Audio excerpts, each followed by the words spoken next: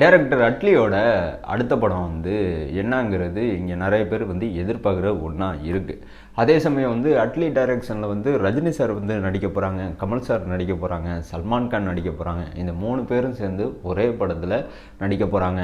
அந்த படத்தை வந்து டைரக்டர் அட்லி வந்து டைரக்ட் பண்ண போகிறாரு அப்படிங்கிற மாதிரி நியூஸுகள்லாம் வந்துக்கிட்டே இருக்குது. ஒரு சைடு பார்த்திங்கன்னா இந்த படத்தில் வந்து கமல் சார் வந்து நடிக்கிறதுக்காண்டி 230 கோடி சம்பளமாக வாங்க போகிறாரு. இந்த படத்தை அட்லி 2 பாகமாக வந்து எடுக்க போகிறாரு. ரொம்ப ரொம்ப பிரம்மாண்டமாக இந்த படத்தை வந்து அட்லி அவர்கள் வந்து எடுக்கிறதுக்கு திட்டமிட்டிருக்காரு. கண்டிப்பாக வந்து இந்த படம் வந்து மல்டிபிள் ஸ்டார் படமாக இருக்கும். ஸோ ரஜினி சார் கெரியர்லேயும் கமலஹாசன் கெரியர்லேயும் சல்மான் கான் கெரியர்லேயும் உண்மையிலே வந்து பிக்கெஸ்ட் மூவியாக இருக்கும் அப்படிங்கிற மாதிரி செய்திகள் வந்த மெனியாகவே இருக்குங்க. ஸோ நிறையா மீடியாக்கள் வந்து இதை பற்றி வந்து அப்பப்போ வந்து கிடைச்ச தகவல் இது தான் அப்படிங்கிற மாதிரி சொல்லிக்கிட்டே தான் இருக்காங்க. ஒரு சைடு வந்து இது தான் வந்து உறுதியான ஒரு கூட்டணி. ஸோ இந்த கூட்டணியில் இந்த படம் கண்டிப்பாக வந்து ரெடியாகும். அதுவும் 2026 இந்த படத்தோட ஷூட்டிங் நடக்கும். இந்த படத்தை வந்து பிரம்மாண்டமாக தயாரிக்க போகிறது ஒரு தென்னிந்திய சினிமா தயாரிப்பு கம்பெனி அப்படிங்கிறதையும் சொல்லியிருந்தாங்க. எனக்கு ஒன்றுமே புரியல, என்னடா இத்தனை பேர் வந்து ஒரே விஷயத்தை வந்து வேறு மாதிரி சொல்லிகிட்டு இருக்காங்களே, இதில் ஒரு வழக்கு உண்மை இருக்குமா இல்லை பொய் இருக்குமா அப்படிங்கிற மாதிரி நான் யோசிக்க ஆரம்பித்தேன். ஒரு சைடுக்கு அப்புறமா வந்து ஓகே ரைட்டு, இதில் வந்து உண்மைத்தன்மை இருக்கா இல்லையான்னு தெரிஞ்சுக்கிறதுக்காண்டி இந்த நியூஸை வந்து ஆராய ஆரம்பித்தேன். ஸோ ஒவ்வொரு நியூஸாக ஆராயிறப்ப எனக்கு ஏகப்பட்ட நியூஸுகள் வந்து கையில் கிடச்சிச்சு. என்ன சொல்லப்போனால் எல்லா இன்ஃபர்மேஷனும் பார்த்திங்கன்னா கிட்டத்தட்ட வந்து உறுதியான ஒரு இன்ஃபர்மேஷனாக தெரிய வந்திருக்கு. ஆக்சுவலாக வந்து ஜவான் படத்தோட அந்த வெற்றி பார்த்திங்கன்னா அட்லி அவர்கள் எதிர்பார்த்த ஒன்று தான். பட் ஆனால் வந்து 1000 கோடி கலெக்ட் பண்ணுற ஒரு படமாக உருவாகும் அப்படிங்கிற மாதிரிலாம் இவர் நினச்சதே கிடையாது. கிட்டத்தட்ட வந்து எதிர்பார்க்காத ஒரு வெற்றியை ஜவான் திரைப்படம் ஷாருக் கானுக்கும் கொடுத்துருக்கு, அட்லிக்கும் கொடுத்துருக்கு.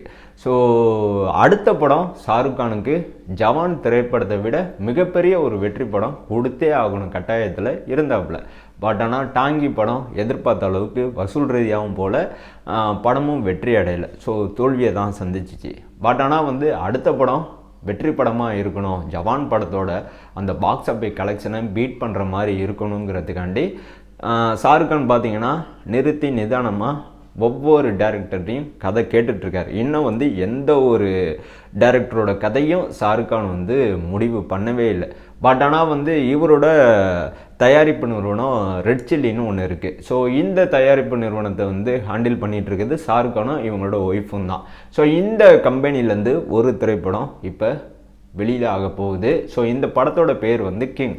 இந்த படத்தில் வந்து ஷாருக் கானும் அவரோட பொண்ணும் சேர்ந்து நடிக்கிறாங்க. ஸோ இது வந்து ஷாருக் கானோட ஓன் கம்பெனி ப்ரொடக்ஷனாக இருக்கிறதுனால இந்த படத்தை தவிர்த்துட்டு தனிப்பட்ட முறையில் ஒரு சோலோவான ஒரு மூவியில் ஷாருக் கான் வந்து இன்னும் நடிக்கிறதுக்கு கமிட்டே ஆகவே இல்லை. அதுக்கு காரணம் வந்து ஜவான் படத்தோட வெற்றி தான். இந்த தயக்கத்தினாலலாம் இவர் நடிக்காமல் இருக்காப்புல. ஒரு சைடு வந்து ஷாருக் கான் இப்படி பண்ணுறாருன்னா அட்லி ஆல்ரெடி வந்து ஒரு படத்தோட ஸ்கிரிப்டை எழுதி முடிக்கிறதுக்கே வந்து கிட்டத்தட்ட 2 வருஷம் டைம் எடுத்துட்டாரு. அந்த படம் தான் வந்து ஜவான் திரைப்படம்.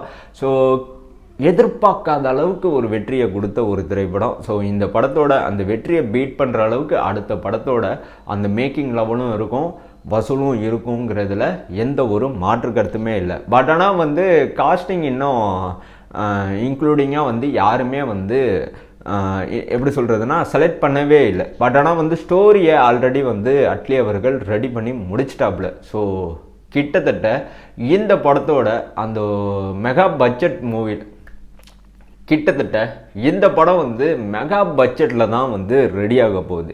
இந்த படத்தில் தான் வந்து சல்மான் கான் இப்போ நடிக்கிறதா வந்து கமிட் ஆகிருக்கிறதா ஒரு செய்தி வருது.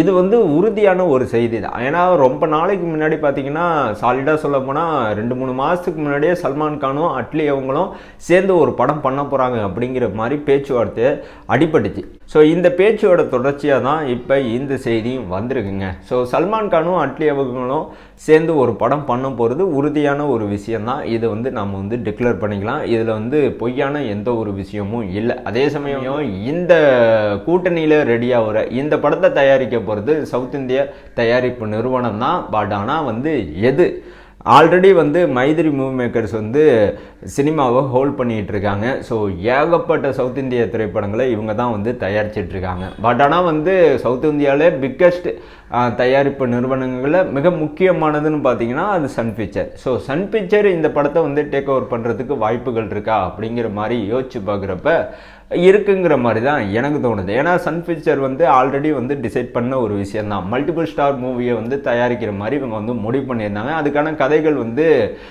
எல்லா டைரக்டரும் கேட்க ஆரம்பித்தாங்க. அந்த வரிசையில் அட்லிட்டையும் வந்து கேட்டிருக்காங்க. ஸோ அட்லிக்கும் சன் பிக்சர்ட்டையும் கிட்டத்தட்ட வந்து ஒரு அக்ரிமெண்ட் ஒன்று இருக்குது. ஸோ இந்த அக்ரிமெண்ட் படி சன் பிக்சருக்கு அட்லி அவர்கள் வந்து 2 படம் பண்ணி கொடுக்கணும். இது ரீசெண்டாக நடந்த ஒரு அக்ரிமெண்ட்டு. ஸோ இந்த அக்ரிமெண்ட்டில் முதல் படமாக இருக்க போகிறது சல்மான் கானோட திரைப்படமாக தான் இருக்க போகுது. ஸோ இந்த படம் வந்து ரொம்ப இன்ட்ரெஸ்டிங்காக தான் இருக்க போகுதுங்க. ஏன்னா பாகுபலி படத்தை வந்து பீட் பண்ணுறேன் அப்படின்னு சொல்லி ஒரு சில டைரக்டர்கள் வந்து முயற்சி பண்ணுறாங்க. பட் ஆனால் வந்து முடியவே இல்லை. பட் ஆனால் வந்து புதுசாக ஏதோ ட்ரை பண்ணியிருக்காங்க, அச்சீவ் பண்ணியிருக்காங்க. பட் ஆனால் வந்து வசூல் ரீதியாக பாகுபலி பாகத்தை வந்து யாராலையுமே தொடவே முடியல. அந்த குறைய அட்லி அவர்கள் இந்த படம் மூலமாக தீர்க்க போகிறாரு அப்படிங்கிற மாதிரி தெரிய வந்திருக்குங்க. ஏன்னா அட்லியும் சல்மான் கானும் இணைய போகிற இந்த படத்தோட கதை பார்த்தீங்கன்னா கிட்டத்தட்ட வந்து இப்படி தான் இருக்கும் அப்படிங்கிற மாதிரி தகவல் வந்திருக்குங்க.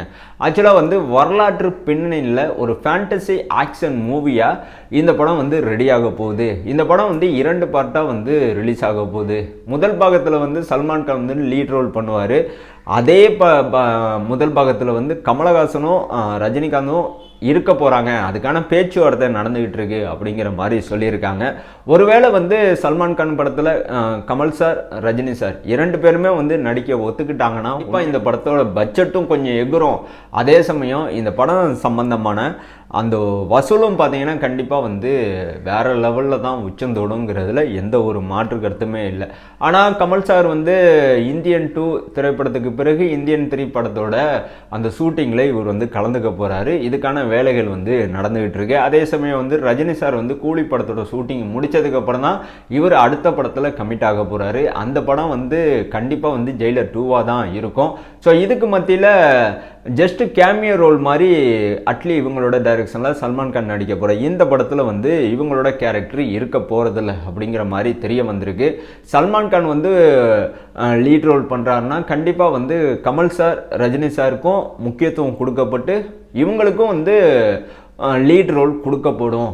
இவங்களோட கேரக்டருக்கும் எப்படி சொல்கிறதுனா வேல்யூபிளான ஒரு விஷயம் கண்டிப்பாக இருக்கும் அப்படிங்கிற மாதிரி அட்லி சைடு சொல்லியிருக்காங்க. ஸோ எது எப்படியோ அட்லி டைரக்ஷனில் ரஜினி சார் கமல் சார் சல்மான் கான் இந்த 3 பேருமே சேர்ந்து நடித்தா உண்மையிலே வந்து வேறு லெவல் ஒரு மூவியாக தான் இருக்கும்.